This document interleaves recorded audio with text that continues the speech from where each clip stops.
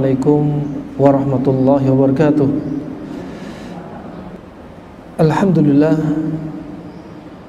Alhamdulillah nahmaduhu wa nasta'inuhu wa nastaghfiruh wa na'udzu billahi min shururi anfusina wa min sayyiati a'malina, may yahdihillahu fala mudilla lahu wa may yudlil fala hadiya lahu. Asyhadu an la ilaha illallah wahdahu la syarika lahu wa asyhadu anna Muhammadan abduhu wa rasuluh. Amma ba'd.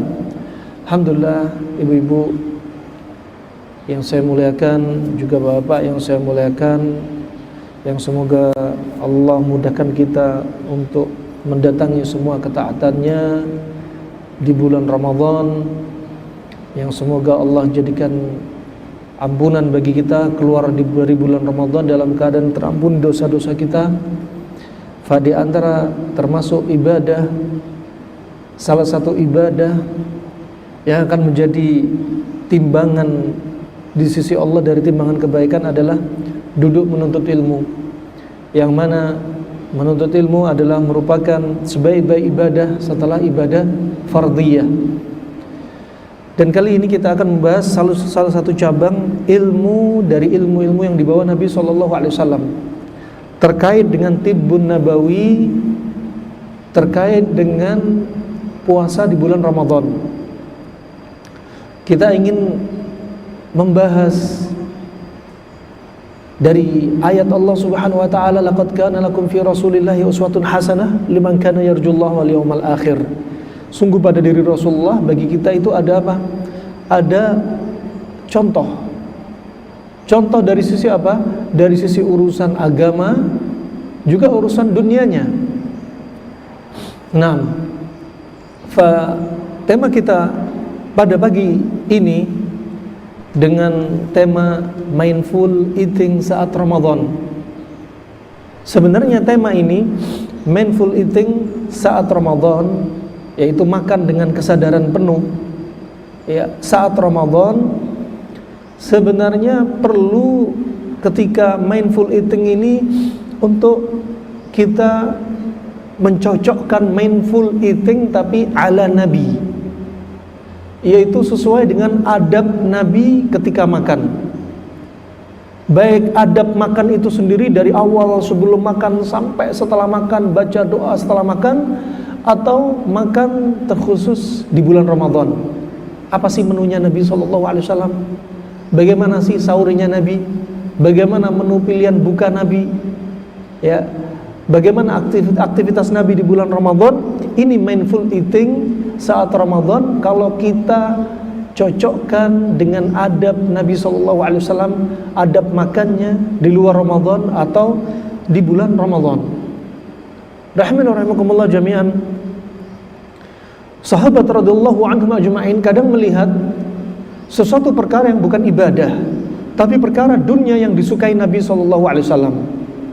Seperti Nabi SAW suka menggunakan seperti imamah ya, di kepala, seperti menggunakan jubah, pakaian jubah putih. Ini terkait pakaian yang asal mulanya, asal hukumnya ini bukanlah ibadah. Seperti terkait urusan makan, sebagaimana disebutkan Anas bin Malik dan Abdullah bin Umar, ketika Nabi makan labu kuning ya, dubba ya, yaqtin, dengan apa? Lahmul qadid, dengan daging dendeng.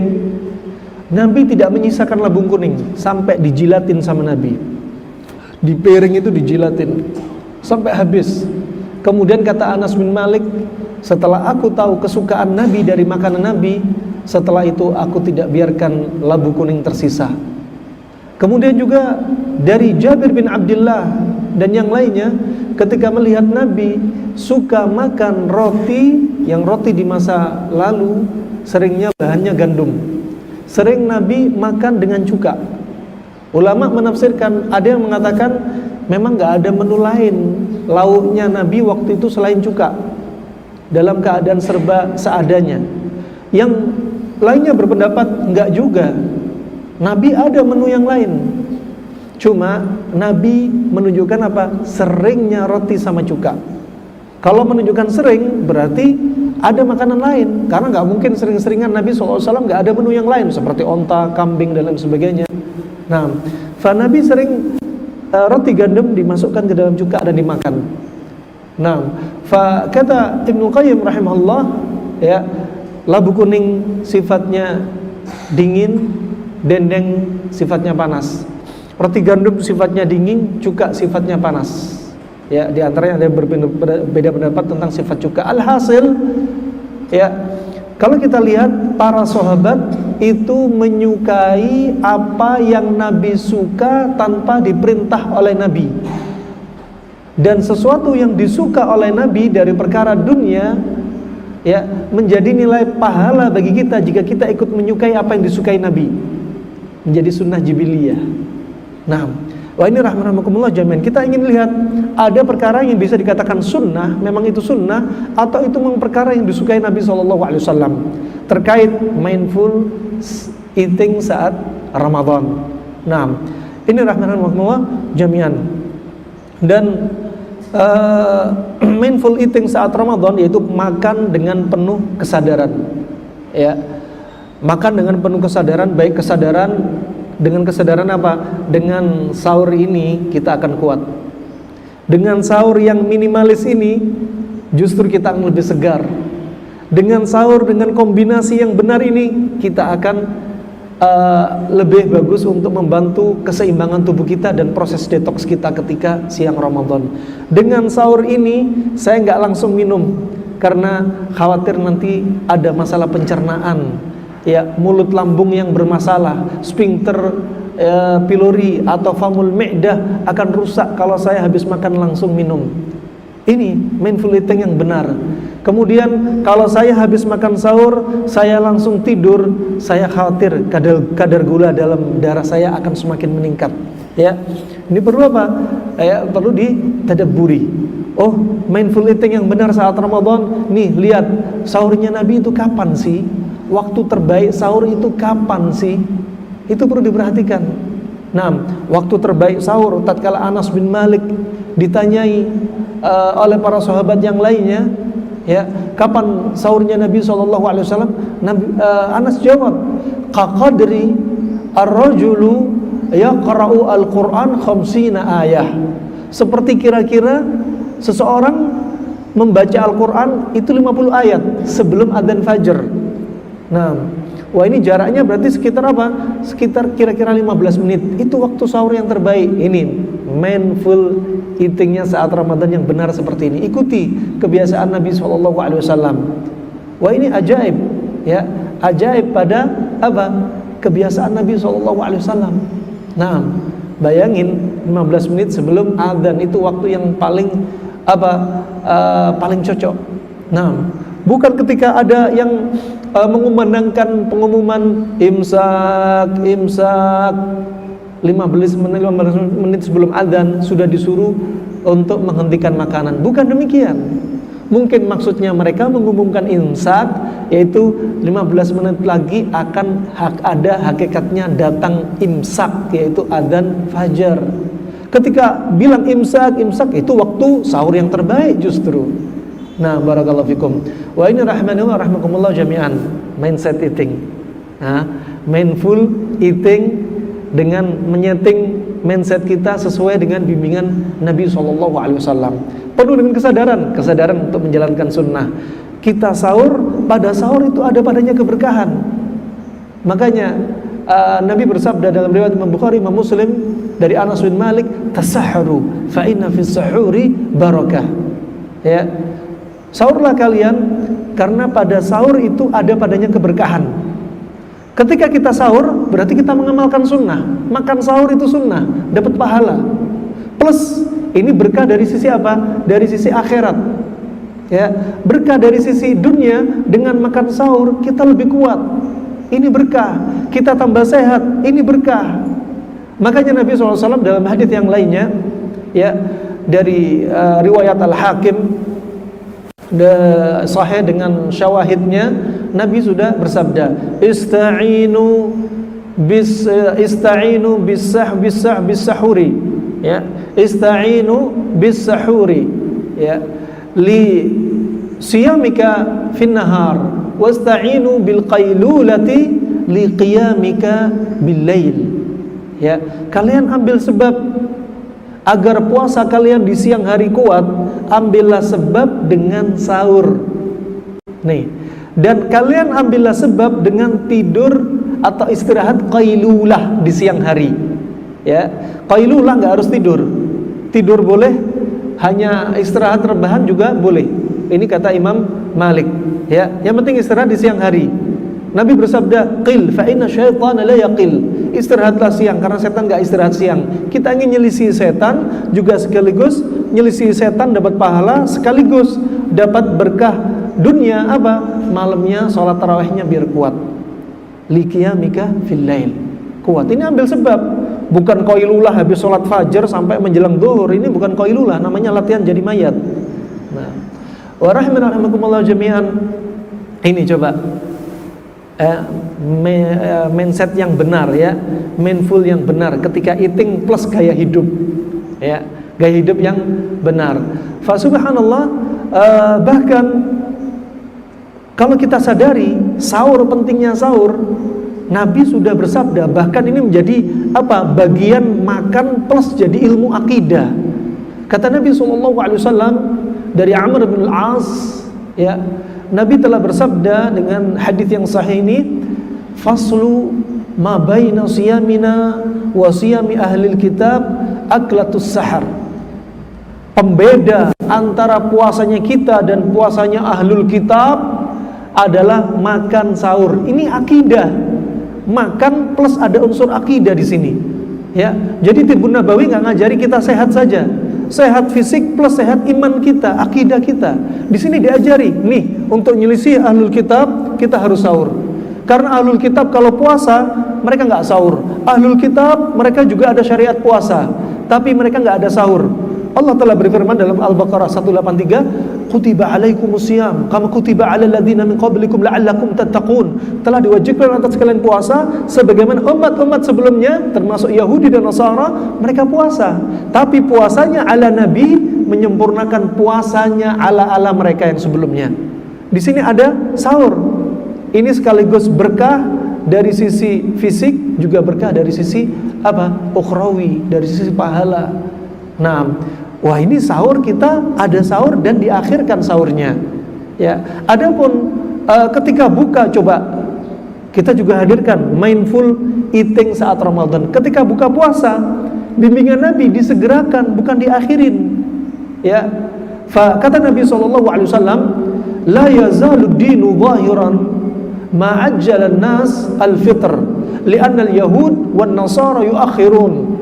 Senantiasa agama ini nampak di atas al-haq, ya, nampak kuat selama apa? Selama manusia, umatnya Nabi Muhammad menyegerakan buka puasa. Menyegerakan buka puasa bukan berarti sebelum adzan buka dulu, tapi adzan langsung buka. Ini menyegerakan. Kenapa? Karena Yahudi dan Nasrani, ahlul kitab, mereka mengakhirkan waktu buka. Sampai kapan? Sampai bintang bermunculan, mendekati Isya atau waktu Isya. Demikian pula orang-orang Syiah. Ya, ini terkait akidah sekali lagi. Nah, sahurnya diakhirin, bukanya disegerakan.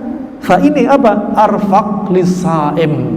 Lebih apa? Menunjukkan lembutnya Allah kepada orang yang puasa. Lihat orang di masa silam gak ada sahur, bukanya diakhirin. Di masa Nabi, coba ajaran Nabi, sahur dan sahurnya diakhirin plus kemudian apa? Bukanya disegerakan. Itu rahimakumullah jami'an. Fa ini yang perlu kita sadari.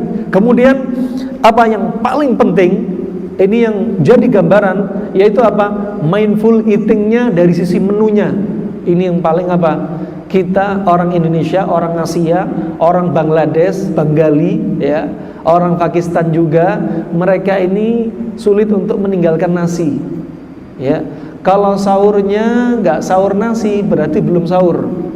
Ya, kalau makan paginya nggak makan nasi, berarti belum makan.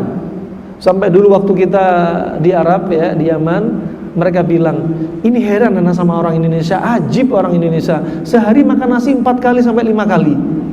ya, sahur nasi, ya, kemudian buka nasi, ya, kemudian setelah sholat tarawih nasi lagi. Nah, belum lagi kalau nggak puasa, ya, makan pagi nasi, makan siang nasi, ngemil sore nasi, makan malam nasi, sebelum tidur bikin mie instan. Nah, ajib. Ini mindset ini perlu dibenerin nih. Mindful eatingnya perlu dikoreksi. Nah, gimana sih sadar ya dengan apa? Pengen sehat, pengen istiqomah ibadah. Itu yang benar, mindful eating yang benar ala Nabi, jangan ala orang barat juga. Karena mindful eating ala orang barat nanti beda konsep. Apa yang dilarang Nabi mereka konsumsi.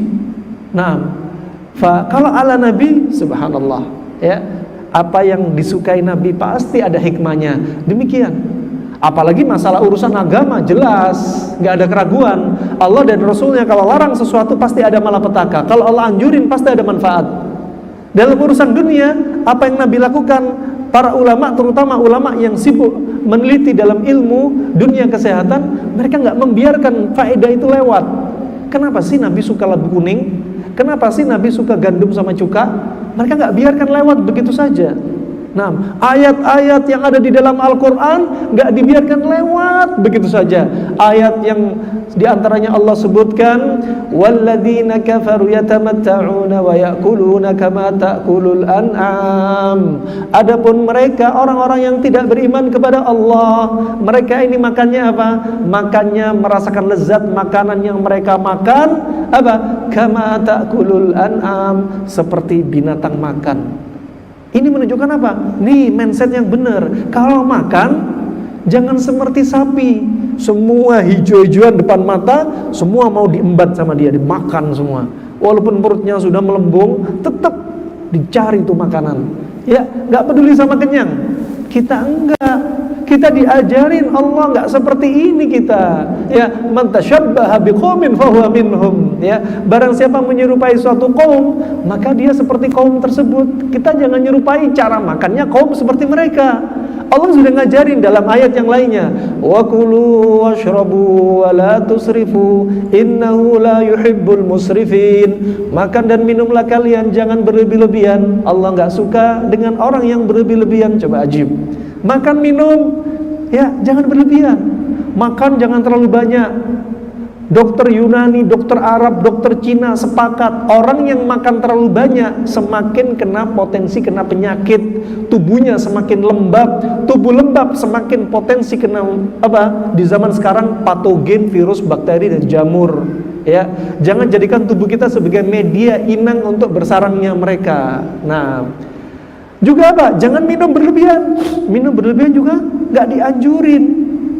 Orang minum semua ada takarannya, sesuai umurnya, sesuai aktivitasnya, sesuai cuacanya, beda-beda.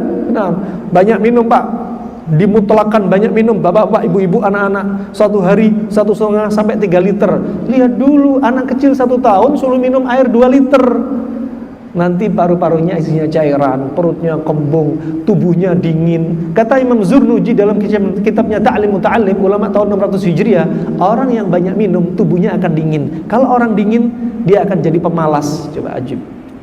Belum lagi juga Abu Husain Al-Baghdadi dalam kitabnya Al-Mughni, ulama tahun 400 Hijriah menyebutkan, kalau tubuh dingin, kepala dingin, konsentrasi hilang, daya ingat lemah, jangan harap mudah ngafalin Al-Quran. Ya, belum lagi permisi di siang Ramadan. Kita ngomongnya nantilah malam Ramadan. Suami istri, kalau datangi suami istri, jangan harap, jangan ngayal. Kenapa? Tubuh sudah dingin. Tuh coba. Ini ulama yang bahas, ulama-ulama klasik. Ya, makanya Allah nggak suka dengan orang-orang yang berlebihan. Nabi kemudian mengajarkan juga dalam hadisnya, ya, ma mala'a adamiyun wi'an syarran min batan. Ya, nggak ada yang memenuhi dari anak Adam ini wadah yang lebih buruk dari perutnya. Ini perut kita jangan jadikan tong sampah. Jadikan perut kita tong obat. Ya, makanan jadikan obat. Jangan jadikan apa? Makanan asal makan. Kalau makanan nggak dijadikan obat, Anda akan jadikan obat di apotek sebagai apa? Makanan Anda sehari 3 kali Pak ya. Sebelum makan, ini setelah makan. Kalau makanan nggak dijadikan obat. Tuh, ini mindful eating yang benar. Ramadan ataupun di luar Ramadan, coba cara ini. Ya, makanya juga Kata Nabi SAW, kalau kita lihat standarnya, orang makan itu kayak apa sih? Apa kata Nabi?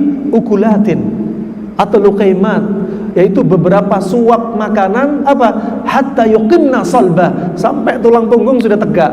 Udah selesai, itu standarnya.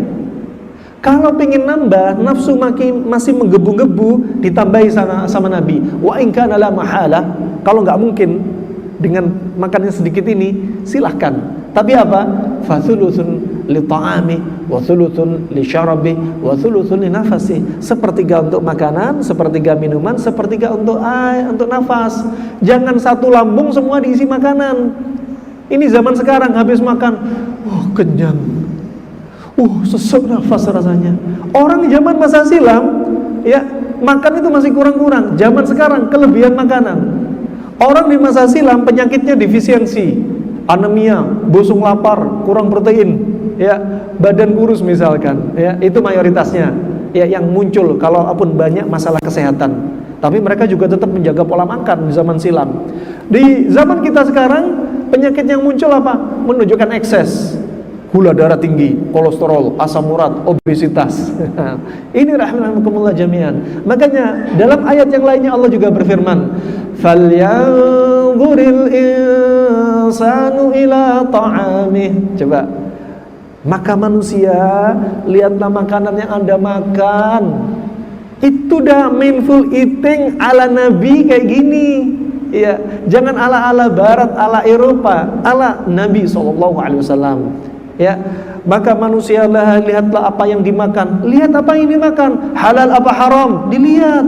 Mereka yang nggak beriman kepada Allah nggak peduli mau makan kelelawar, makan ular, makan anjing, makan kucing, makan babi, nggak peduli. Kita ndak. Ya, dibalik diharamkannya babi ada sekian hikmah, ya, yang disebutkan oleh ahli kedokteran. Yang hikmah ini untuk apa? Linuriyahu ayatina, biar kita tahu tanda-tanda kekuasaan Allah. Kenapa diharamin babi? Babi punya cacing, yang cacing pada babi bisa menembus organ-organ di dalam tubuh. Babi makan najisnya sendiri. Nggak ada hewan yang paling jorok, lebih jorok daripada babi. Ya, disebutkan sekian banyak malapetaka kalau kita konsumsi babi, makanya diharamin. Coba ajib. Wah, ini rahimahumullah jami'an. Lihat dari sisi apa? Dari sisi apa? Makanan ini bikin sehat atau bikin sakit? Ini mindful eating yang benar. Jangan mentang-mentang makan, gasnya, remnya blong, ya, digas saja, ya, nggak ngerem-ngerem, semua dimakan, nggak peduli, ya. Sambil apa? Ada mindful eating dia, kesadaran dia apa? Makanan sehat nggak akan menimbulkan penyakit. Penyakit itu hanya di laboratorium dan rumah sakit, ya. Salah makanan sehat bikin penyakit. Kalau apa? Kombinasinya salah. Ya, kalau makanan sehat berlebihan, kalau makanan sehat dikonsumsi di luar jadwal organ yang benar, kalau makanan sehat itu merupakan pantangan bagi tubuh dia, coba. Nah, ini ya kesadaran kita bener ini. Ya, Allah sudah nyampein, Nabi SAW juga sudah nyampaikan. Ya, Allah nggak menginginkan hambanya celaka gara-gara makanan. Rasulullah juga nggak menginginkan hambanya juga celaka gara-gara makanan, apalagi rokok. Ya, nah, nggak ada dalilnya dalam Al-Quran, tapi ada apa? Dalil istishab, ditarik itu dalil. Ya, wala taqtulu anfusakum, jangan bunuh diri kalian. Para dokter sepakat rokok membunuh. Ya, Nabi juga bersabda, la dharar wala dirar, jangan bahayakan diri sendiri, jangan bahayakan orang lain. Nggak ada kalimat rokok, nggak ada. Ya, tapi apa? Ada hadis dan ayat yang bisa digeret masuk ke dalam, ya, konsep tentang apa? Hukum-hukum satu perkara. Ini rahimahumullah jami'an. Kemudian rahimahumullah, kalau kita lihat menunya Nabi, coba. Menunya Nabi ketika sahur, ya, sebagaimana disebutkan dari Abu Hurairah, riwayat Abu Dawud dengan sanad yang sahih, ni'ma suhurul mu'min at-tamr, sebaik-baik atau senikmat-nikmat sahurnya seorang mukmin kurma. Kita bangun mindset kita. Jangan lagi kita harus, kalau nggak makan nasi nanti saya sakit mah, kalau nggak makan nasi nanti saya lemes. Padahal pekerjaan saya di bulan Ramadan ini berat, ya. Kalau saya nggak makan nasi nanti apa? Air susu saya berkurang. Nah, padahal kurma ajib, nambah air susu, kalorinya tinggi, semua vitamin dalam kurma ada kecuali 2 vitamin yang nggak ada. Masya Allah, kurma ternyata makanan yang paling cocok ketika perut kosong. Kurma ternyata makanan yang bisa menahan lapar dia dari sahur sampai dia mau buka, ajib. Nah, ini perlu diperhatikan. Ya, Nabi bersabda, senikmat-nikmat sahurnya seorang mukmin kurma. Nah, kurma. Nah, oleh karena itu apa? Mindset harus dibangun. Kalau kita sudah mindset sudah nggak sejalur antara keinginan, perasaan ingin dan pencernaan, mindfulnya nggak terbangun ketika mindful eatingnya nggak terbangun, ya. Ini otak kepinginnya makan nasi, kemudian perut nggak mau makan nasi, atau sebaliknya, ini perut pengen makan nasi tapi keinginan apa? Udah makan yang ringan aja. Ini kan jadi masalah. Makanya ketika disebutkan dari hadis Umar bin Khattab, innamal a'malu binniyat, sesungguhnya amalan itu tergantung dari niat. Ketika amalan kita kuat, ya, niat kita kuat, ikhlas karena Allah, dan menjalankan ibadah puasa ini betul-betul karena Allah, bukan puasa karena sehat, ya. Kalau niatnya puasa karena Allah dan karena sehat, bisa tercampuri itu keracunan tuh niat. Niat puasa karena Allah, sehat hanya mengikuti hikmah di balik ibadah. Jangan sampai kita ibadah ingin mendapat hikmah, bukan. Tapi apa? Ikhlas karena Allah, itu yang penting. Kalau di situ ada hikmahnya mengikuti, itu hanya mengikuti saja. Tapi kalau niatnya puasa karena Allah plus ingin mendapat hikmah, sudah mulai berkurang tuh, derajatnya sudah turun. Apalagi kalau niatnya puasa ingin sehat, bukan karena Allah, sudah nggak ada pahala sama sekali. Nah, sudah bukan untuk Allah Subhanahu Wa Taala. Oh, ini rahmatullah, ya, perlu hadirkan mindful eating yang benar dari perkara niat. Kita sahur, niat menjalankan ibadah sahur, sudah dapat pahala. Kemudian niatnya apa? Biar kuat di siang hari, masya Allah, ya. Kemudian ketika itu mulai terbangunlah antara keinginan dan pencernaan terbangun. Lain halnya kalau Anda nggak puasa, coba bayangin, Anda nggak puasa, nggak ada niat puasa, Anda sengaja meninggalkan makan di pagi hari. Sengaja meninggalkan makan di pagi hari. Kenapa? Biar pingin badannya kurus. Ya. Apa yang terjadi? Anda akan muncul sakit apa? Pencernaan, sakit mah. Kenapa? Nggak ada niat. Nggak sejalan antara mood, ya, antara mindsetnya dia dengan lambung nggak sejalan, dengan perut nggak seimbang. Ya, biasanya jam-jam makan dia jam 7, terus dia nggak makan. Ya, dan dia nggak punya niat, saat itu akan muncul apa? Gangguan masalah pada lambung, ya. Jadi asam lambung keluar, enzim-enzim di lambung pada keluar. Ketika apa? Ketika lapar dan dia nggak ada niat untuk puasa. Lain halnya kalau orang niat puasa, subhanallah, ini asam lambung juga diatur dengan apa? Melalui niat kita sebelumnya. Coba ajib, ya. Makanya di antara puasa itu kita ada niat. Ada di situ tabyitun niyah, malamnya kita harus ada niat. Ulama khilaf, apakah niat itu cukup di awal Ramadan? Karena Ramadan seperti ibadah satu paket. Niat awal Ramadan puasa, cukup niat itu berjalan terus sampai 29 atau 30 hari. Ada yang berpendapat, ya, setiap malamnya dia sudah berniat, dan niat dalam hati, nggak perlu dilafatkan. Nah, yang penting malamnya sudah niat, besoknya puasa. Kalau sudah niat ini sudah terbangun untuk sahur, walaupun alarm nggak bunyi, kalau dia niat, ini sudah sebagai munabbih, sebagai pengingat. Nih, bangun sendiri, sudah terbiasa. Nah, ini rahmatullah jami'an. Sahurnya Nabi, coba ajib, kurma ringan. Sahurnya ringan, ya, dengan kurma. Bukan berarti Nabi waktu itu nggak ada onta, nggak ada kambing, ya, nggak ada sapi, nggak ada ikan, ya, nggak ada ikan asin misalkan. Ada, onta ada, yang lain ada, roti juga ada. Tapi Nabi lebih seringnya sahurnya kurma. Maka dibahas oleh para ulama, ya, karena apa? Mereka itu cemburu. Mereka itu sangat sangat semangat ingin tahu kenapa sih Nabi sering kurma. Indalla ala syai', dalla ala annahu fihi syai'. Kalau di situ ada sesuatu yang menunjukkan Nabi berulang-ulang dilakukan, pasti ada sesuatu. Itu kaidah. Kemudian dibahas dari kedokteran klasik, kedokteran modern, klasik Cina, Yunani, ya, Romawi, Arab, India, ya, ataupun kedokteran modern akan kita bahas. Kurma, subhanallah ajib, kurma ini adalah termasuk jenis buah. Dan ketika semalaman tidur perut kosong, ya, sahurnya pilihan Nabi adalah kurma. Nah, kalau ada yang mengatakan itu kan menunya Nabi orang Arab, kita kan orang Indonesia, kita beda. Silahkan. Yang jelas Nabi sudah bersabda, ni'ma suhurul mu'min tamar, sebaik-baik nikmat-nikmat sahurnya mukmin kurma. Kalau Anda nggak bisa meninggalkan kurma, silahkan. Mau makan nasi silahkan, mau hewani silahkan. Halal, nggak haram, nggak makruh. Halal, nggak ada yang mengatakan haram atau makruh. Silahkan. Kemudian sebagian berpendapat kalau memang makan nasi, menu urufnya Anda di situ nasi, silakan, tetap harus ada kurma. Ya, untuk apa? Mengamalkan sunnah Nabi. Tapi yang paling sempurna nggak usah nasi, kurma aja. Itu paling perfect. Dibahas. Kenapa?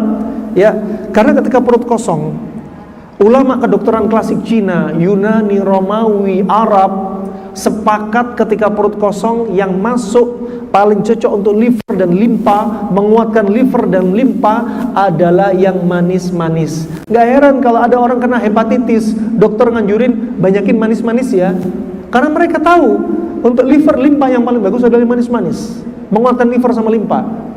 Maka pilihan Nabi, subhanallah, buah yang paling manis, kurma, ajib. Ya, buah yang paling manis. Kalau ada yang tanya, itu buah kan di Arab, katanya dalam kaidah kedokteran klasik lainnya, dokter Cina, kalau ada buah di negeri kita nggak ada satu buah, kita nggak perlu mengimpor.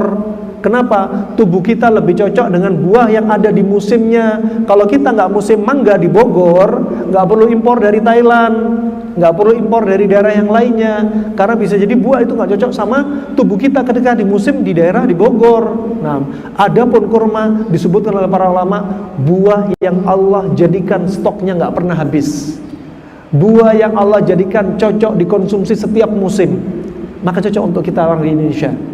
Itu pendapat ulama yang mereka faham tentang ilmu pengobatan.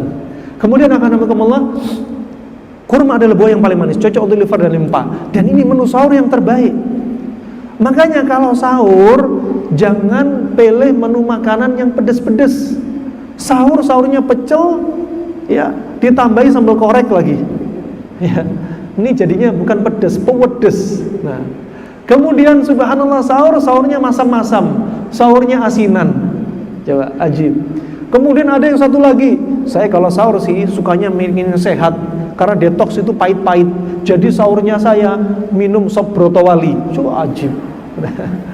Alhamdulillah, ini kurma ini paling zen.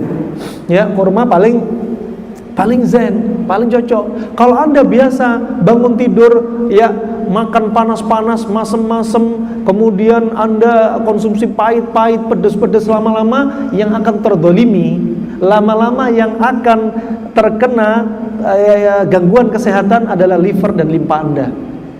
Nah, ini perlu ditadaburi. Itu poin berikutnya, ya, kenapa kurma ini menjadi sahur yang paling nikmat? Kata Nabi SAW, sahur paling nikmat. Dari sisi apa tadi? Cocok untuk liver limpa, untuk kesehatan. Plus sahur dapat pahala. Kemudian cocok dari sisi apa? Cocok dari sisi dibahas kedokteran klasik dan modern, bahwasanya kurma ini mudah dicerna. Hanya butuh waktu 10-15 menit. Dan ketika sahur Nabi, nanti kita bahas, sahurnya Nabi seringnya pakai apa? Kurma. Kurma apa? Tamr, kurma kering. Tapi ketika buka puasa pakai kurma basah. Apa bedanya? Akan kita ulas. Ya, setiap lafaz kalau dibahas oleh ilmu kedokteran klasik, semua punya apa? Arti yang tersembunyi, makna yang lembut, faedah yang lembut di situ, yang mungkin nggak dikupas oleh orang-orang yang nggak punya semangat untuk mendalami ilmu pengobatan. Coba kurmanya kurma kering, dia mudah dicerna. Kenapa kurma kering? Kurma kering kalorinya lebih tinggi. 3 biji kurma sama dengan kalori 1 piring nasi. Efektif, efisien. Ya, Masya Allah, nasi Anda makan butuh waktu banyak, kurma sekian menit selesai. Ada sebagian orang Orang Asia nggak terbiasa makan kurma. Nah, orang Arab mungkin sekali makan bisa 10 sampai 20 kurma. Orang Indonesia, saya sendiri kayak sahur tadi pagi udah 3 kurma dah paling full dah. Udah penuh itu rasanya, mulut dengan manis. Untuk netralkan manis yang berlebihan, Anda cari pasangannya. Timun kah? Ya, semangka kah? Ya, atau yang lainnya, ya Anda pakai melon, ya. Tadi malam, tadi sahur, ya kita pakai kurma sama melon. Itu ajib. Hilang. Kenapa? Kalau manis berlebihan kita nggak terbiasa. Gusi rasanya sakit, tenggorokan rasanya sakit, lambung sakit. Makanya kata Ibnu Qayyim, kalau di Arab nih, ya kalau orang kena efek samping kurma kering, maka penawarnya adalah kurma mentah yang masih warna hijau. Tapi kita nggak ada kurma hijau, berarti apa? Pakai pendinginnya, yaitu melon, semangka atau timun. Tuh simple banget. Nah, kemudian kurma mudah dicerna, dan ini makanan yang mudah dicerna tapi kaya akan kalori, dibutuhkan ketika sahur. Kenapa? Karena ketika kita tidak puasa, proses detoks kita dari waktu fajar sampai waktu maghrib 12 jam, 14 jam. Kalau di Masya Allah Norwegia bisa-bisa 20 jam tuh, ya puasanya, siangnya. Wah ini subhanallah, ya ini menunjukkan apa? Rentang panjang, dan kita butuh kalori. Dan ternyata ketika nggak puasa, proses mencuci racun pada tubuh kita terjadi dari jam 4 sampai jam 12 siang. Kalau kita lagi puasa, dari waktu fajar sampai waktu maghrib, relatif panjang. Berarti proses detoks panjang banget. Kalau proses detoks panjang, siapa saja yang lelah? Semuanya lelah. Jantung lelah mensupport darah kemana? Ke ginjal untuk mencuci racun, ke organ-organ pencernaan untuk memetabolisme dan mencuci racun, ke paru-paru untuk membantu mengeluarkan karbon, ya, ke otak, ya, untuk tetap mensuplai oksigen dan nutrisi di otak. Semuanya capek. Kalau semuanya capek, berarti menu sahurnya jangan dikasih menu sahur yang bikin organ tadi tambah capek. Kalau organ sudah capek, Anda ambil menu sahur yang tambah capek, akhirnya Anda akan cepat apa? Tua sebelum waktunya. Kenapa? Organ sudah tua sebelum waktunya. Bayangin, ya, ada orang punya motor, olinya pakai oli afkiran, bensinnya pakai bensin di bawahnya apa? Premium. Nah, motor ini dalam hitungan singkat akan cepat rusak.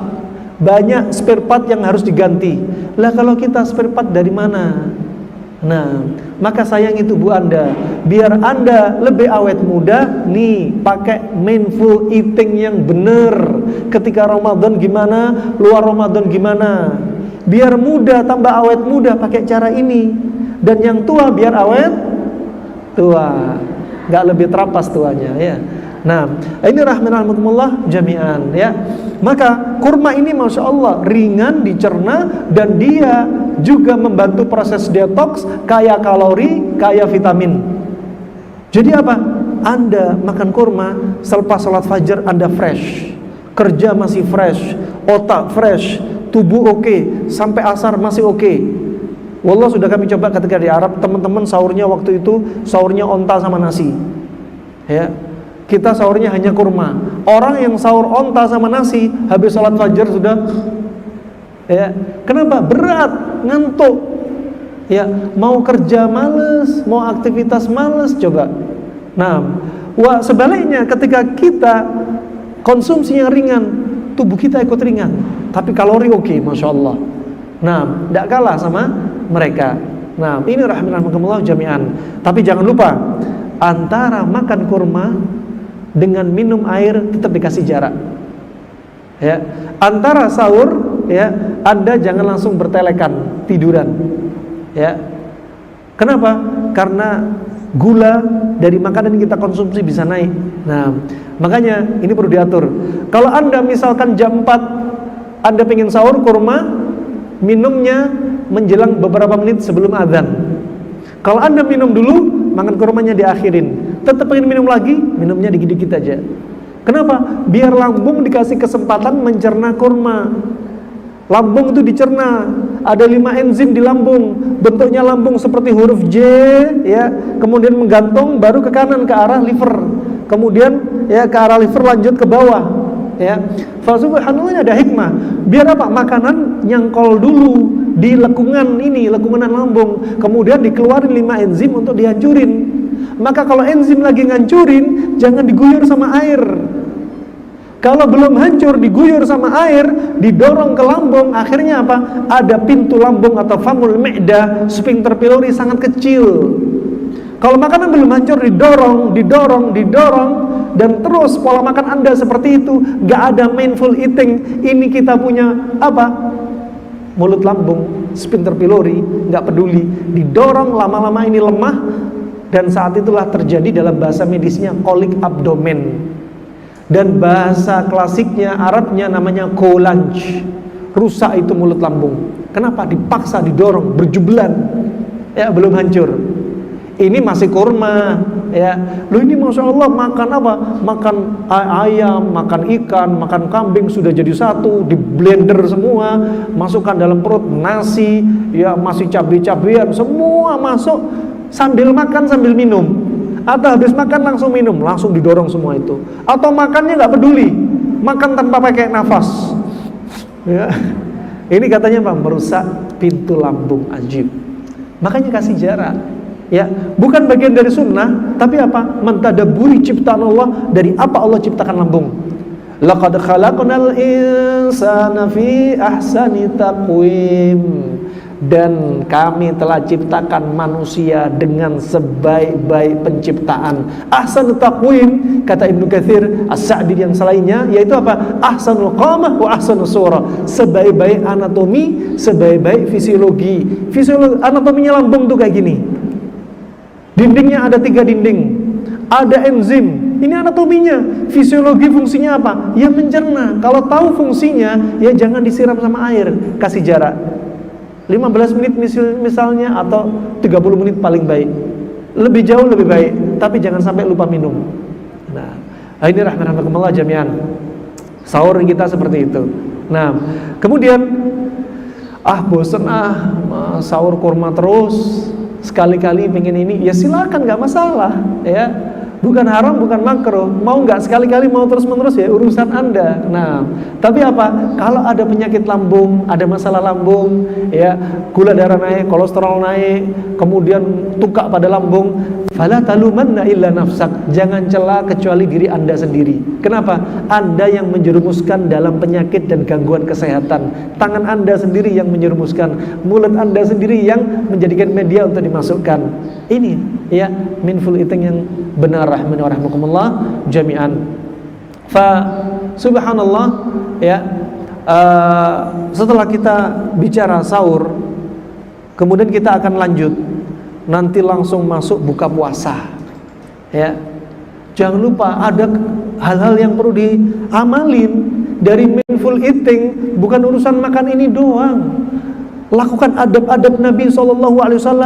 Di antaranya, ya, sebagaimana disebutkan Syekh Albani, ya, ulama lain berpendapat bahwasanya nggak ada sunnahnya mencuci tangan, tapi Syekh Albani berpendapat sunnah. Jangan lupa cuci tangan sebelum makan, apalagi bangun dari tidur, ya. Makanya Nabi SAW bersabda dari hadis Abu Hurairah riwayat Imam Muslim, ya, kata Nabi SAW apa? Ketika bangun tidur apa? Hendaknya apa? Falyaksil yadayhi thalatha marrat, ya. Hendaknya mencuci tangannya 3 kali. Fa innahu la tadri aina batat yadu. Karena dia enggak tahu di mana tangannya itu bermalam, enggak tahu. Bisa bermalam permisi di kemaluannya, atau di kemaluan pasangnya permisi akramakumullah di duburnya. Itu menunjukkan apa? Ini Nabi ngajarin dari perkara ringan, perkara cuci tangan, bangun tidur, masuk kamar mandi, sampai perkara akidah, semua diajari Nabi SAW. Ya, semua diajari. Ini lengkap ajaran Nabi. Banyak yang belum kita lakukan dari ajaran Nabi. Dari ajaran Nabi banyak belum dilakukan. Nyoba-nyoba amalan yang dibikin-bikin, amalan yang baru gak diajarin Nabi. Ya, jangan sampai, ya. Pernah ada seorang ulama dengan sanad yang sahih disebutkan, seorang ulama ini menasihati orang lelaki ini kalau habis bangun tidur hendak mencuci tangan karena dia nggak tahu di mana tangannya bermalam. Kemudian kata laki-laki ini apa? Saya tahu kok tangan saya bermalam di mana. Tangan saya bermalam itu ya di ranjang, kata dia. Ini ngentengin sunnah Nabi. Dinasihatin ulama, ngentengin. Kemudian apa yang terjadi? Esok harinya ujung jari dia sampai sikunya masuk lubang duburnya. Nasallahu alaihi. Ya, makanya Nabi bersabda, ya, la yatakallam ar-rajulu bil kalimah min sakhatillah la yulki fiha balan. Ya, yulki biha ila jahannam. Ya, barang siapa yang bicara dengan satu ucapan saja yang bikin Allah marah, ya, Allah akan giring dia ke jahanam. Hati-hati. Mencela sunnah, hati-hati. Jenggot dicela, cingkrang dicela, cadar dicela, adzan dicela, ya, tarawih dicela, ya, hati-hati. Nah, wah ini rahimakumullah jami'an. Wah ini perlu diperhatikan, ya. Cuci tangan dulu, karena kita nggak tahu, ya. Kemudian makan, ya. Jangan lupa baca Bismillah, itu penting.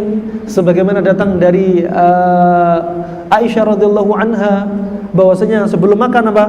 Falyadkurismallah, hendaknya baca Bismillah. Jadi bukan apa? Bukan mau makan baca doa yang lain, cukup Bismillah saja. Kalau lupa, ya, baca Bismillah awalahu wa akhirahu, itu penting. Ya, kemudian mindset eating yang benar, ya. Kalau orang-orang non Muslim, orang-orang ahlul kitab, ya, orang-orang Yahudi, mereka mengajarkan kalau makan nggak boleh bicara. Kalau orang-orang tradisi Jawa, dailo, ya, pamali kalau makan sambil bicara. Nabi enggak, kebiasaan Nabi kalau makan sambil bicara. Nabi makan sama istrinya, ngajak bicara. Ya, Nabi makan dengan para sahabat, ngajak bicara. Dan jarang Nabi makan satu piring sendirian. Nabi bahkan termasuk dijadikan sunnah kebiasaan makan berjamaah. Ya, dalam hadis riwayat Imam Bukhari, Nabi SAW bersabda, ta'amu wahid yakfil itsnan, ta'amul itsnan yakfil arba, ta'amul arba yakfil tsaman. Satu porsi makanan cukup untuk dua cukup untuk empat cukup untuk 8. Coba, semakin berkah kita semakin makan berjamaah. Jangan sampai ada pikiran, ya Allah ini orang-orang jatahku. Ini ciri-ciri orang bakhil nih. Ya, justru keberkahan makan berjamaah. Dan Nabi ketika makan berjamaah juga sering membiasakan makan sambil bicara. Dan termasuk kedua, menyelisih syariatnya orang Yahudi yang kalau makan gak boleh bicara. Coba, ajib, makan sambil bicara. Adapun mindful eating orang barat, ya, disebutkan dalam teori mereka, mindful eating yaitu apa? Kalau makan gak boleh bicara, konsentrasi dengan makanan. Memangnya sholat, ya, suruh makan sambil konsentrasi, bayangin makanan ini gerakannya kayak gini, ya. Nah, sholat apa? Jangan mikir macam-macam, ya. Jangan pegang HP, jangan sambil lihat TV. Itu teori mereka. Nah, teori mereka. Dan yang paling bagus makan, adab makan. Ya sudah, makan sambil ngobrol sama orang lain. Jangan makan, ini lihat HP sambil makan. Temennya lagi ngomong lagi, istrinya ngomong. Ini bukan apa? Bukan adab. Nah, makanya ini penting, mindful eating yang benar ala Nabi, diajarin adab Nabi. Nah, sallallahu alaihi wasallam. Kemudian ketika makan juga gitu, Nabi ya pakai apa? 3 jari. Kata Syekh Ibnu Utsaimin, kalau 3 jari nggak terbiasa, nggak bisa dibantu dengan yang berikutnya. Nah, boleh. Nah, ini menunjukkan apa? Sikap wusata, ya, sikap pertengahan Nabi. Mau urusan agama, urusan dunia juga gitu. Nabi nggak berlebihan. Ya, wa kulu washrabu wa la tusrifu, nggak berlebihan. Makanya 3 jari. 3 jari menunjukkan bilangan di tengah. Ada orang yang makannya ekstrem kanan pakai 5 jari, orang tamak dan rakus. Ada orang yang ekstrem kiri makannya pakai 1 jari, 2 jari, seperti kebiasaan orang sombong dan para raja. Nah, ini coba bimbingan Nabi, coba dari kecil sampai besar diatur. Juga bukan adab kalau sambil makan permisi, sambil meludah, sambil makan sambil ngeluarin ingus, bukan adab. Kasihan yang makan jamaah di depannya nanti. Nah, fa ini rahimakumullah jami'an. Kemudian rahimakumullah, fa kebiasaan Nabi kalau makan di bawah, ya. Sampai kata Anas bin Malik, kami gak pernah mendapati Nabi makan di atas meja. Tapi sekali lagi, makan di atas meja boleh, bukan haram, bukan makruh. Menunjukkan apa? Makan di bawah lebih sempurna dengan posisi lambung, pencernaan, usus. Kalau makan sambil berdiri, makanan itu turun dalam keadaan cepat. Kenapa? Karena lambung usus lebih terbentang, lebih lurus, sehingga makanan langsung turun, air minum langsung turun. Ini nggak direkomendasi. Kenapa? Karena yang dimaukan tubuh untuk memetabolisme makanan turunnya itu pelan-pelan. Makanya posisi di bawah membuat apa? Turunnya makanan pelan-pelan. Ya, makanya Nabi SAW apa? Dalam keadaan apa? Beriqa. Kata Anas bin Malik, karena Nabi SAW ya'kulu muqyan. Nabi kalau makan itu sambil keadaan iqa. Iqa itu seperti duduk antara dua sujud, tapi kakinya ditidurin semua. Atau satunya di kanan diangkat, yang kiri ditidurin, sambil makan perutnya diletakkan di sini. Nah, itu iqa. Ini makanya ala Nabi SAW. Nah, mindful eating yang benar dari pola makan Nabi perlu diterapkan. Juga kemudian selepas makan, kata Nabi SAW dari hadis Ibnu Abbas, Nabi bersabda, idza akala ahadukum fala yamsah yadahu hatta yul'iqaha aw yul'iqaha. Kalau salah seorang kalian makan, janganlah basuh tangan kalian, jangan cuci, jangan bersihkan sama tisu. Sampai kapan? Sampai kalian menjilatinya dulu, atau dijilatkan sama orang lain. Nah, istrinya tentunya, nggak mungkin temannya. Nah, tersangka nanti kalau temannya. Nah, wah ini rahmatullah jami'an. Wah, dijilatkan nggak apa kalau teman-temannya teman yang ridho, masya Allah, saling menjilatkan. Ya, satu jilat sana, sini, sana. Nah, wah rahmatullah, ini termasuk bimbingan ya dari Nabi SAW. Semua diamalin, ya, teori-teori dipraktekin. Apa? Kita makan sehat, dapat berkah, dapat pahala, ya, nyaman, plus habis itu ada doa setelah makan. Yang Nabi SAW doa setelah makan banyak lafadznya, silakan Anda hafalin. Yang mana? Yang jelas bukan cukup alhamdulillah, bukan.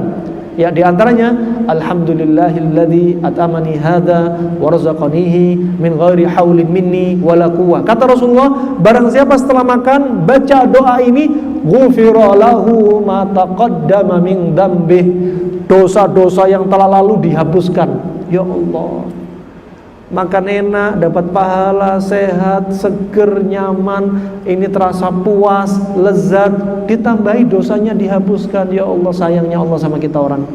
Nah, sayang. Ini loh, mindful eating yang benar, kaitin sama bimbingan Nabi, kaitin sama urusan apa? Akhirat kita. Ya, dunia ngikuti. Nah, dari apa? Bimbingan akhirat yang dibawa oleh Allah dan Rasulnya Sallallahu Alaihi Wasallam. Kemudian lanjut kita, langsung mulai masuk ke mana? Masuk ke buka puasa. Ya, masuk ke buka puasa. Ketika buka puasa, rahimakumullah jami'an, Anda pertama menyiapkan kondisi Anda untuk apa? Untuk menyambut kesenangan. Farhatan lis-shaim. Dua kesenangan yang akan didapat pada orang puasa. Ya, kesenangan ketika berbuka dan kesenangan ketika kapan? Inda liqa'i rabbih, ketika berjumpa dengan Allah Subhanahu wa taala. Ini penting. Kita senang, kita hadirkan mindset kita apa? Senang untuk mendapatkan apa? Waktu untuk berbuka. Ya, nggak harus Anda berpikir, ya Allah, ntar lagi udah buka, cepet banget rasanya buka. Ada nggak ngomong kayak gitu? Jarang. Kalau sholat, ya Allah cepet lagi sholat lagi. Dikit-dikit itu udah asar, ntar lagi udah maghrib. Tapi kalau nunggu puasa, ya Allah kapan maghrib ya Allah? Nggak ada orang yang bilang, ya Allah udah maghrib udah cepet aja ini mau buka ini. Padahal saya pengen lebih panjang lagi. Nggak ada ngomong kayak gini. Nah, ini orang yang ekstrem kanan nih. Nah, orang menunggu ketika mau buka nih, kita nih sudah mau seneng nih. Kenapa disebutkan Nabi? Apa? Dua kesenangan yang didapat bagi orang puasa. Kesenangan ketika berbuka, kesenangan ketika berjumpa dengan Allah Subhanahu wa taala. Ini perlu dihadirin. Ketika buka pula juga ada waktu yang dilupakan oleh kaum muslimin. Itu waktu mustajab, doa. Ya. Jangan entengin doa, ya. Kemudian ketika adzan berkumandang, langsung segerakan buka, termasuk bimbingan Nabi SAW. Buka menu buka yang pertama yang ajib, contoh kebiasaan Nabi. Contoh kebiasaan Nabi. Ya, dari Anas bin Malik, riwayat Imam Bukhari, riwayat Imam Muslim. Juga datang dalam riwayat yang lainnya Aisyah, Ibnu Abbas juga yang semakna dengan hadis ini. Kata Anas bin Malik, kana Nabi sallallahu alaihi wasallam yuftiru birrutabat. Adalah Nabi sallallahu alaihi wasallam dahulu kalau bukanya pertama kali dengan rutab. Rutab itu kurma basah. Jangan keliru, kurma rutab sukari itu bukan rutab. Itu sudah masuk tamr, masuk awal tahapan tamr. Rutab itu antara busr dengan tamr. Tengah-tengahnya rutab. Busr itu kurma setengah matang yang warnanya kuning dan warnanya merah marun. Itu namanya busr. Kemudian jadi basah untuk sebelum kering, inilah rutab, kurma basah. Nah, fa ini rahmatullah, Nabi memilih kurma rutab. Kenapa pilih kurma rutab? Karena kurma rutab lebih cepat dicerna daripada kurma kering. Dan lebih cepat disebarkan. Ya, lebih cepat disebarkan di tubuh dan kalorinya nggak seperti kurma kering. Kenapa? Karena kita butuh cepat diganti nih tenaga. Kurma rutab makan. Nabi menyebutkan Anas bin Malik menyebutkan rutabat dengan beberapa kurma rutab. Ya, berapa sih kurma rutab? Berapa sih kita harus bilangan berapa kalau buka sih? Kalau sahur itu berapa kurma? Apakah harus ganjil? Apakah boleh genap? Ini khilaf para ulama. Adapun pendapatnya Syekh Ibnu Utsaimin, berapa jumlah pun silahkan. Mau genap, mau ganjil, silahkan, nggak mengapa. Ya, 2, 3, 4, 5, 6, nggak masalah. Kenapa? Untuk mengatakan bilangan ganjil butuh dalil khusus, kata Syekh Ibnu Utsaimin. Dalam riwayat Imam Bukhari, Nabi makan kurma yaitu ganjil. Tapi riwayat yang lainnya menunjukkan genap. Berarti kalau genap pernah dilakukan, ganjil pernah dilakukan Nabi, berarti nggak ada pengkhususan dong, nggak bisa kita katakan sunnah dong, berarti bebas. Ini pendapat Syekh Ibnu Utsaimin. Yang dihaji masalah pala torabul ilm, mendapat khilaf itu kurang dewasa. Mau buka puasa tengkar, ya akhi harus 2 ya akhi, bukan harus ganjil 3 ya akhi, ini kan nggak ada dalilnya. Mau buka tengkar, ya Allah masalah khilaf, istri masih 1 bingung, 2, 3, saya 4. Nah, ini rahmatullah jami'an, ini mindset yang perlu diperhatikan. Ya, nih mindful eating yang benar. Masalah khilaf kita juga harus punya ilmu. Kita harus berdada lebar kalau itu kita dibenturkan dengan khilaf. Fa ini kata Anas bin Malik apa? Rutabat dengan kurma rutab. Dengan kurma rutab. Kenapa? Kurma rutab tadi mudah dicerna, di metabolisme di liver, kemudian cepat disebarin. Anda sholat maghrib sudah punya kekuatan. Lain halnya Anda makan kurma, dilanjut sama nasi, dilanjut sama es buah, ditambahi lagi gorengan, ya. Lain, ya. Sholat maghrib sudah gini, masih lemes. Kenapa lemes? Tenaga belum kembali. Ya, yang tadinya mencuci racun, ya, dari adzan fajar sampai maghrib ini tubuh mendetoks, ternyata lagi capek-capeknya. Tadi apa? Sudah sahurnya nggak bener, ya, nggak peduli, bukanya nggak bener. Akhirnya apa? Pencernaan tadi itu cepat usang, kelelahan. Sehingga apa? Terjadi cepat penuaan. Orang banyak makan, semakin banyak apa? Lihat kerutan-kerutan, penuaan, ya, dan penyakit-penyakit. Itu rahmatullah. Makanya Hippocrates sudah berwasiat jauh-jauh sebelumnya. Ya, sekitar 200-300 tahun sebelum Nabi Isa ada, ya, sekitar 700 tahun sebelum Nabi ada sudah berwasiat. This is because overeating, the therapeutic is fasting. Penyakit yang karena muncul karena banyak makan, obatnya ya puasa. Ya, kata Hippocrates juga, orang yang sakit kemudian Anda kasih makan sama dengan Anda memberikan nutrisi kepada penyakit. Hampir sama dengan kaidah dalam hadis Nabi SAW, la tukrihu mardakum bi ta'am wa syarab fa inna Allah tabaraka wa ta'ala yut'imuhum wa yasqihim. Jangan paksa orang yang sakit untuk makan dan minum. Kenapa? Karena Allah yang memberi makan dan minum. Bukan berarti nggak boleh makan sama sekali. Boleh. dikasih makan orang sakit. Tapi apa? Jangan berlebihan. Kedua, jadikan makanan yang dikasihkan kepada dia sebagai makanan obat dia. Kalau tubuh dia dingin, kena COVID misalnya, dingin lembab, kasih makanan sifatnya panas kering. Herbalnya kustul hindi, makanannya ikan asin misal. Enak, simple. Bukan nggak boleh makan, tapi apa? Ada caranya. Fa inna Allah tabaraka wa ta'ala yut'imuhum wa yusqihim. Karena Allah yang beri makan dan minum. Bagaimana cara Allah beri makan dan minum? Dengan kita sedikit makan ketika sakit atau kita lagi puasa, Allah naikkan leukosit dalam tubuh kita. Allah jadikan darah kita itu encer, tidak kental, sehingga apa? Oksigen, nutrisi dibawa ke seluruh tubuh. Nah, coba kalau kita banyak makan, darah kental, sehingga jantung mendorong dengan kuat, sehingga timbullah darah tinggi. Coba banyak masalah. Coba kalau kita banyak makan. Wa inna rahmanakumullah jami'an. Fa Nabi SAW ketika buka puasa, hadis ini ya, khilaf para ulama, ada yang melemahkan, ada yang mensahihkan. Imam Bukhari, Imam Nawawi, Syekh Muqbil melemahkan, Syekh Albani mensahihkan. Alhasil makna dari hadis ini mencocoki teori kedokteran Arab klasik. Nah, kemudian tadi disebutkan Nabi pilihan pertama bukanya adalah dengan kurma rutab, kurma basah. Bilangannya silahkan berapa? Ya, kemudian ada lafaz kata Syekh Ibnu Utsaimin, ada lafaz yang tersembunyi, yang ada di situ hikmah. Apa kata beliau? Qabla ayyusalliya, makan kurma rutab sebelum sholat. Di sini menunjukkan kalau habis makan kurma langsung gas ke masjid. Jangan mentang-mentang Pak RT, ketua DKM telepon ke muadzin, Pak, ini Ramadan. Kalau Ramadan kita orang habis makan kurma, makan nasi, es buah. Jadi kalau antara adzan sama iqamah kasih jarak 20 menit. Ini amanah dari kami ya, jangan macam-macam, tak pecat nanti. Nah, ini bukan bimbingan Nabi.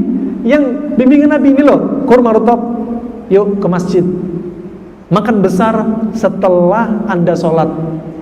Ya, Anda coba, kebiasaan coba Anda coba. Perut Anda ringan dengan izin Allah.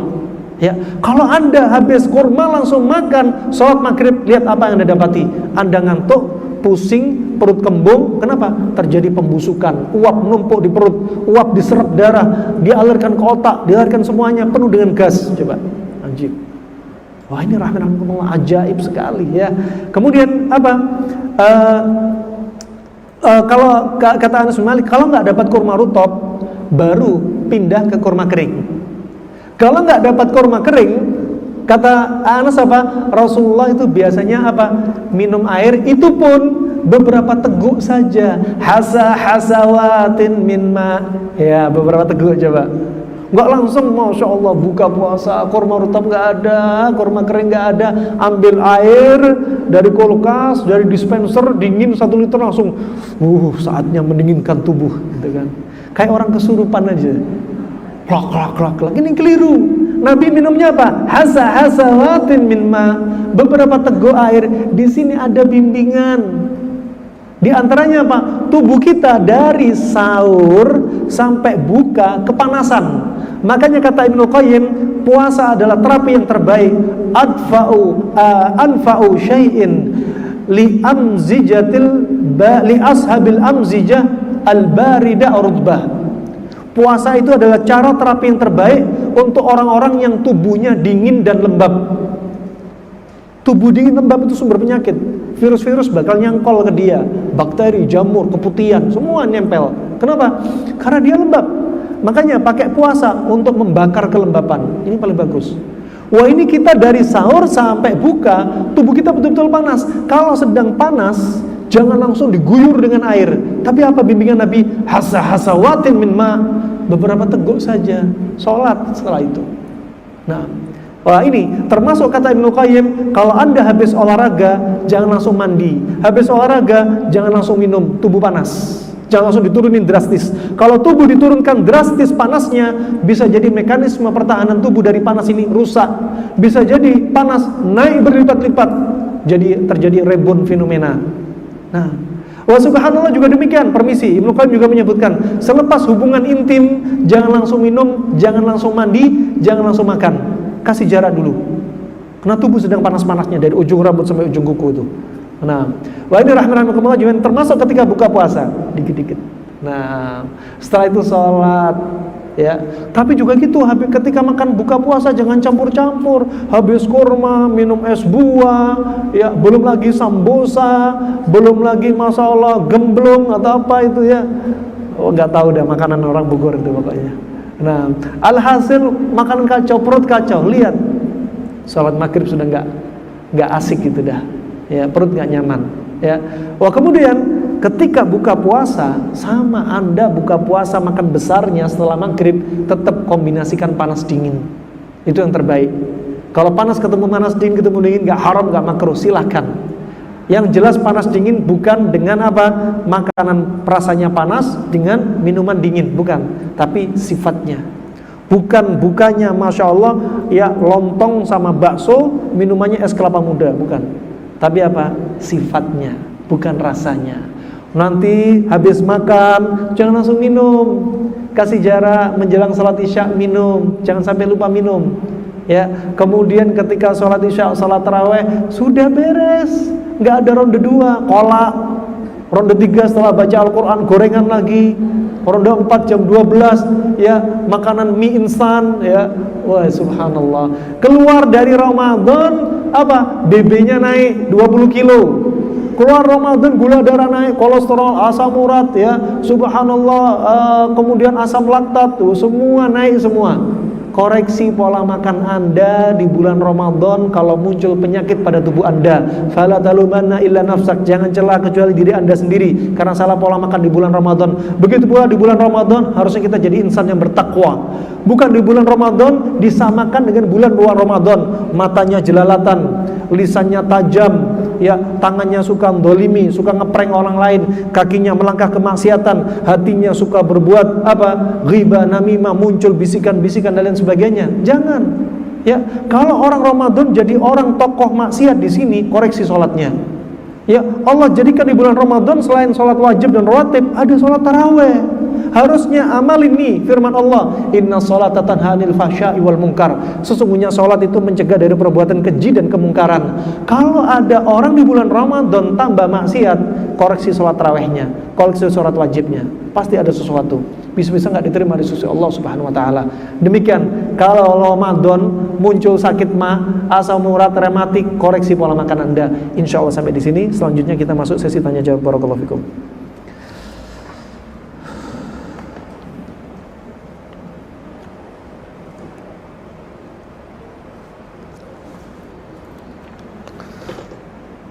Chatting ya.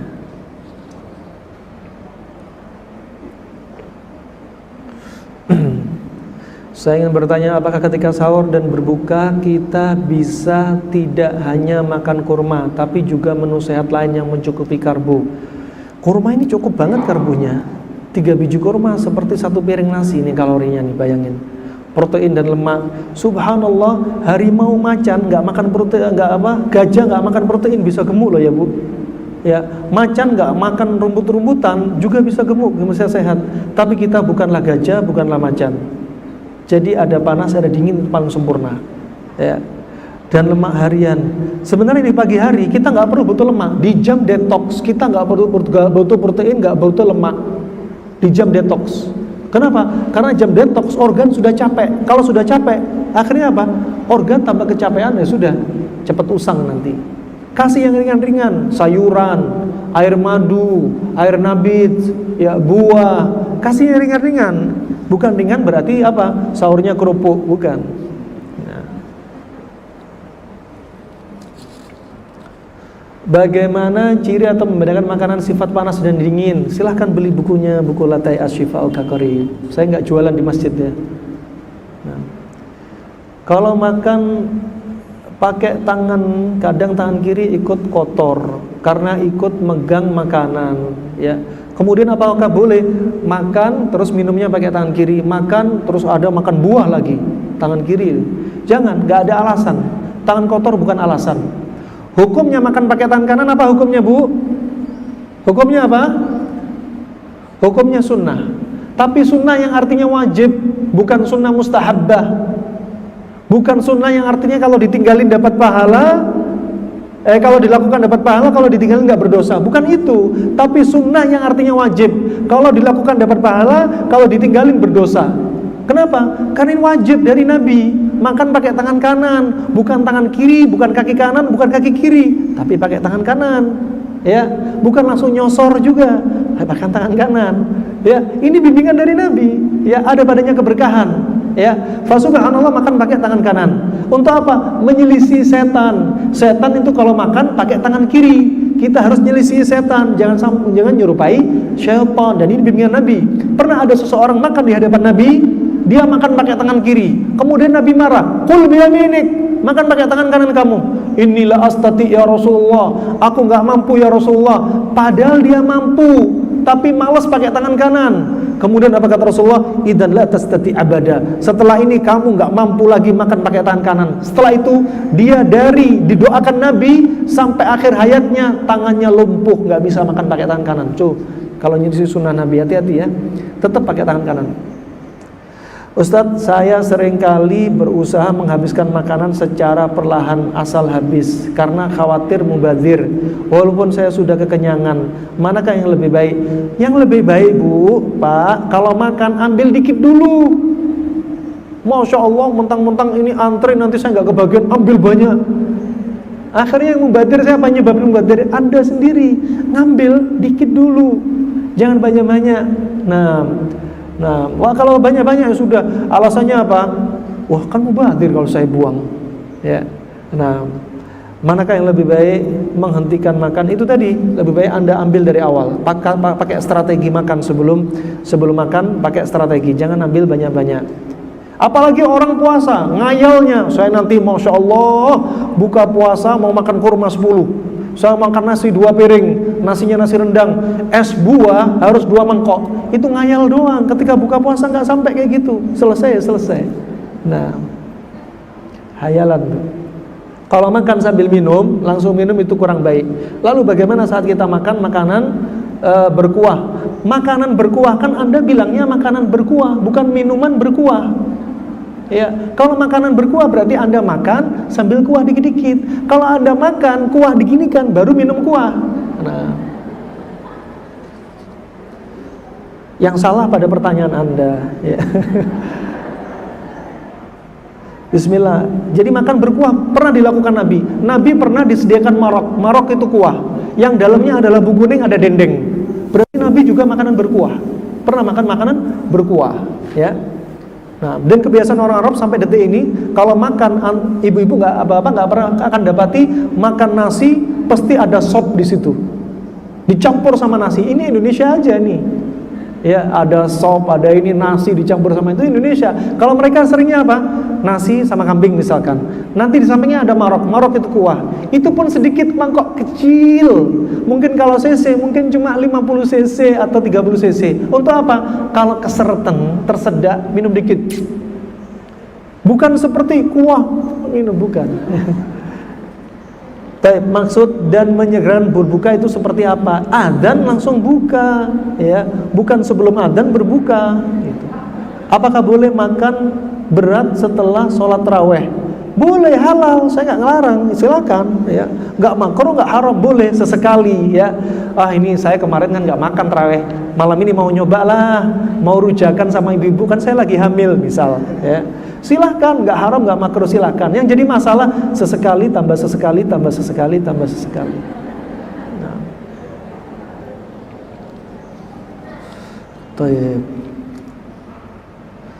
Anak saya selalu timbul biduran dan sudah berlangsung berbulan-bulan. Ini ciri-ciri banyak sifat panas numpuk di dalam tubuh anak ibu. Dan air kencingnya berbau. Nih ciri-ciri perlu tubuh didetoks. Dan berbusa, ciri-ciri banyak makanan manis pekat. Ia berusia 6 tahun. Apakah penyebabnya? Sebabnya Anda tidak mengontrol makanan anak Anda. Ya, bikin rendaman air gandum untuk anak Anda. Gandum utuh beli di online ada. Gandum utuh ambil 1 genggam, kalau anak kecil setengah genggam, taruh di air cukup setengah liter aja misalkan, ya. Kemudian minum kalau direndam semalaman, diminum ketika sahur. Kalau direndam ketika pagi Ramadan, diminum malamnya. Ya, itu. Kemudian pola makan diperbaiki panas dingin dan porsi makanan panas dikurangin. Apa obat untuk penyakit skabies? Skabies ini karena kutu kulit, ya. Dia suka loncat-loncat dan aktivitasnya di malam hari. ya, tidak bisa kelihatan dengan kasat mata, kelihatannya pakai lup, ya. Dan dia sulit sembuh. Kenapa sulit sembuh? Pertama, kebersihan si anak. Kedua, kebersihan ranjang tidurnya. Ketiga, cahaya matahari kurang masuk dalam rumah Anda. Keempat, kasur itu jarang dijemur. Ya. Nah, jadi suka. Kenapa? Sekarang dia suka yang lembab-lembab. Makanya di pondok-pondok musibahnya, kalau nggak memperhatikan perhatian di mana-mana, pondok-pondok itu banyak apa? Kutu loncat, ya. Belum kutu busuknya. Apakah cuka yang Nabi konsumsi sama dengan cuka yang ada? Cuka yang ada di zaman Nabi disebutkan para ulama ada cuka, di antara cuka kismis, cuka madu, cuka kurma. Ini yang paling banyak didapati di zaman Nabi SAW. Bukan cuka dapur seperti cuka kimia, bukan. Untuk pola makan mindful eating, apakah makannya tergantung waktu jam? Iya juga, di bulan Ramadan ada jam-jam, ada waktunya. Ada jam detox dari sahur sampai buka.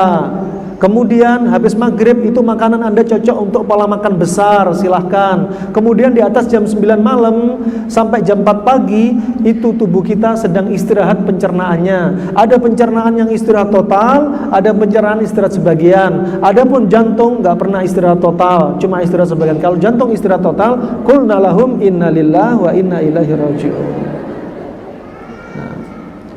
Bismillah, afwan, bagaimana pengobatan sakit mah? Saya sudah 2 tahun. Pola makan, Bu, pola makan. Video sudah di link YouTube kami, bisa dicek kajian yang banyak sekali. Bagaimana cara membedakan jenis makanan? Ini ada di buku, ya, untuk bersingkat waktu. Ya, kalau kita singkat aja, makanan sifatnya panas rata-rata yang mudah difermentasi. Ya, nasi ditaruh di penanak nasi itu mudah difermentasi, dia sifatnya panas dan menimbulkan panas pada tubuh juga, ya. Kemudian mayoritas sayur-sayuran itu sifatnya dingin, apalagi yang warnanya hijau terang, ya. Adapun yang hijau gelap mayoritas sifatnya panas, ya, mayoritas sifatnya panas. Ada buah-buahan mayoritasnya dingin, kecuali yang terlalu manis, ya, seperti apa? Kelengkeng jadi panas, durian panas, ya, kurma panas. Nah, wallahu a'lam bishawab. Itu saja. Protein hewani semuanya panas kecuali 2 disebutkan Ibnu Qayyim dalam Zadul Ma'ad. Itu apa? Ikan segar, bukan ikan asin. Mau darat mau laut. Segar, kemudian apa? Sapi dewasa, bukan anak sapi. Nah, apakah buah kurma cocok untuk penderita diabetes? Cocok bahkan sebagai terapi untuk diabetes.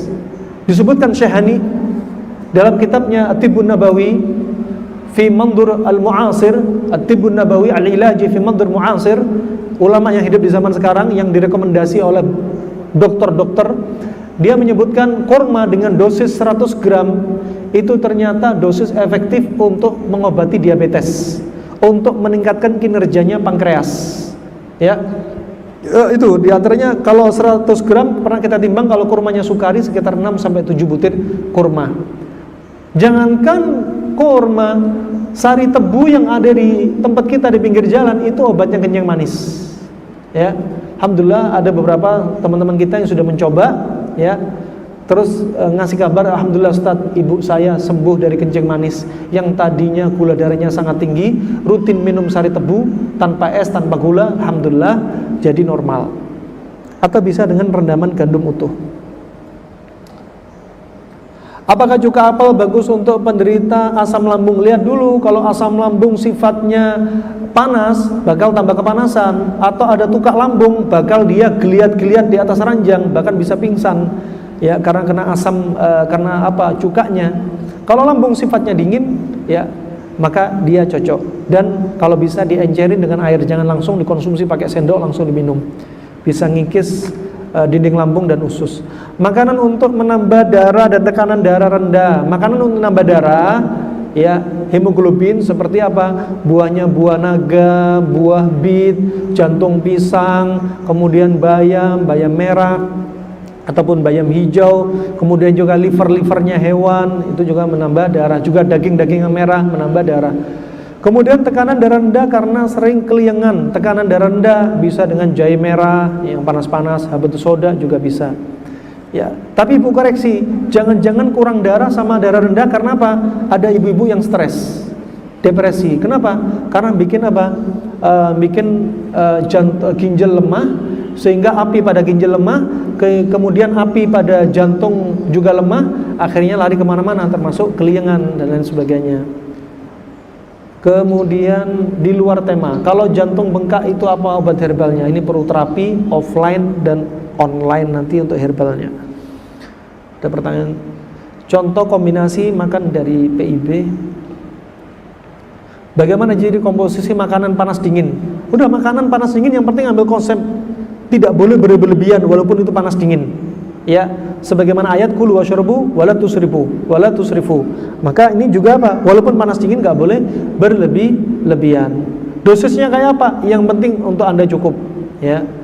Untuk berhentilah makan sebelum kenyang, nggak ada hadisnya dari Nabi SAW, tapi dalam kaidah ilmu kedokteran benar kaidah tersebut. Jangan kebiasaan makan sampai kenyang. Sampai disebutkan oleh para ulama seperti Imam Nawawi rahimahullah, kebiasaan makan sampai kenyang hukumnya makruh. Kalau sekali-kali makan kenyang itu diperbolehkan. Sebagaimana Abu Hurairah dulu pernah ketika minum nasi, minum susu, waktu itu dibagi-bagikan susu, dan Abu Hurairah sama Rasulullah adalah orang yang paling terakhir minum susu. Sampai kata Abu Hurairah, ya Rasulullah, ini la ajidu maslakan. Ya Rasulullah, perutku sudah nggak ada jalan lagi untuk minum susu. Artinya sudah apa? Minum sampai kenyang. Ya, yang jelas bukan jadi rutinitas. Apa Ustaz ini bertanya bagaimana cara menjawab ke orang tua ketika mereka bilang jangan bicara, pamali, karena setiap anak jawab orang tua mengatakan anak durhaka. Ya sudah, di hadapan orang tua makanya nggak usah bicara, ya, makan sama teman-temannya sambil bicara. Kenapa? Kalau ilmu belum nyampe kepada mereka, tambah bikin fitnah, jangan disampaikan dululah, ya, pelan-pelan. Nah, sebagaimana dalam muqaddimah Sahih Muslim, walaupun hadis ini sanadnya terputus, tapi maknanya benar. Afa anta bimuhadditsin qauman haditsan lam yablughu qulhum illa li ba'dihim fitnah. Apakah kalian mau menyampaikan satu hadis yang hadis itu belum sampai kepada akal mereka, kecuali pasti akan menimbulkan fitnah. Nah, berikutnya Bunga Tanjung, dan jika tidak ada kurma, apa menu yang direkomendasi untuk sahur agar cukup kebutuhan kalori? Ya silakan menu apapun yang Anda konsumsi, yang jelas makanan tersebut manis, itu yang terbaik. Ya, nasi ada sedikit manisnya. Assalamualaikum Ustaz, 5 tahun yang lalu saya operasi kantung empedu karena ada batu. Sekarang yang dirasakan cepat lelah, ya, dan gangguan ginjal. Makanan apa saja yang baik untuk saya konsumsi selain kurma? Pokoknya panas dingin, silahkan. Ana yang bertanya, tapi di luar tema, Ana sudah berobat ke dokter, diagnosa saraf kejepit. Kaki sebelah kiri terasa pegal, saraf kejepit, ya. Kalau Anda seorang wanita, cari kolam renang khusus wanita, renang sepekan 2 kali rutin. Ada yang sampai 2 bulan renang selama 16 kali. Dari pasien kami, bapak umur 55 tahun, dengan izin Allah sembuh total, ya. Atau bisa terapi dengan apa? Gerakan-gerakan tulang punggung, ya. Fisioterapi pada tulang punggung, ya. Misalkan ketika Anda rukuk, diluruskan betul rukuknya Anda, sampai seperti kalau air itu disebutkan Nabi, kalau air itu netes, air nggak lari kemana-mana. Dibetulin betul rukuk Anda, sujudnya Anda juga dibetulin, ya. Posisi sholat juga apa? Ada hikmah bagi Anda. Bagaimana cara mengatasi kolesterol yang sudah tinggi? Pola makan, kolesterol sifatnya panas, kurangi makanan sifatnya panas. Dan banyakin konsumsi dingin-dingin. Kalau LDL ternyata bisa dihancurin dengan minyak zaitun, walaupun sifatnya panas, ya, walaupun sifatnya panas. Nah, kemudian juga bisa pakai rendaman gandum. Juga Anda bisa minum penggantinya teh, minum apa? Teh rosella, ya, untuk meluluh lantakkan kolesterol. Bolehkah dibekam saat puasa Ramadan? Ya, Nabi memberikan rukhsah. Boleh bekam siang Ramadan, boleh, ya. Cuma ketika Anas bin Malik, ya Anas, apakah bekam di siang Ramadan itu boleh? Kata Anas bin Malik, ya, diperbolehkan, ya, diperbolehkan. Yang jadi makruh kalau bekam tersebut bikin apa? Juhud, yaitu bikin lemes, itu, bikin lemes. Makanya bekam paling enak mendekati waktu maghrib, lebih nyaman, ya. Bekam di malam hari juga nggak masalah, ya, nggak masalah, lebih aman dan lebih aman. Tetapi bekam yang paling baik memang di siang hari, ketika apa? Ada matahari, sehingga apa? Pembuluh darah kapiler melebar. Apakah orang tua yang sudah meninggal bisa dibayar fidyah puasa? Ya, cukup, sudah terputus bagi dia. Kecuali kalau dia bernadar, nadar ingin fidyah. Nah, ini baru kewajiban bagi ahli warisnya. Nah, Insya Allah itu saja yang bisa saya sampaikan. Ya, karena ada kajian di lain tempat, harap dimaklumi. Masih ada satu pertanyaan. Mohon nasihatnya untuk keluarga agar mau rutin berbuka dengan kurma. Salahkah kalau anak hanya menyiapkan kurma di saat berbuka? Untuk keluarga kalau dia belum siap seperti ini, udah siapkan kurma dan yang lain-lainnya, nggak mengapa, ya, nggak mengapa. Nah, kita menjalankan ibadah, menjalankan perintah Allah dan Rasulnya apa? Fattaqullah mastata'tum. Semampunya. Kalau nggak mampu ya sudah, jangan dipaksa. Bagaimana sebaiknya pola makan bagi kita yang malas olahraga? Tetap pola makan panas dingin, tetap bikin perut Anda six pack walaupun nggak olahraga. Ya. Yang jadi masalah sudah nggak ada panas dingin, nggak olahraga, jadinya one pack. Nah. Tubuh langsing kembali dengan pola makan. Nah, seperti Aisyah tubuhnya kurus menjadi berat badan ideal dengan pola makan, waktu sering makan kurma dengan timun. Itu hanya contoh, ya. Yang lainnya silakan yang sama kira-kira dengan kurma dan timun sifatnya apa. Orang yang gemuk juga gitu, turun ke berat badan ideal juga ada dengan pola makan.